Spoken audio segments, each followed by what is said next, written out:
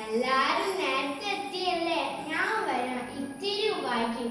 Show, ഒന്നും വിചാരിക്കരുത് കേട്ടോ. ഇതെന്താ നമ്മളെല്ലാരും സൂക്ഷിച്ചു നോക്കണേ? നമ്മളെ മനസ്സിലായില്ല? നമ്മള് സൈനബ. ആന്ന്, അതന്നെ, മുച്ചീട്ട് കളിക്കാരന്റെ മോള് സൈനബ.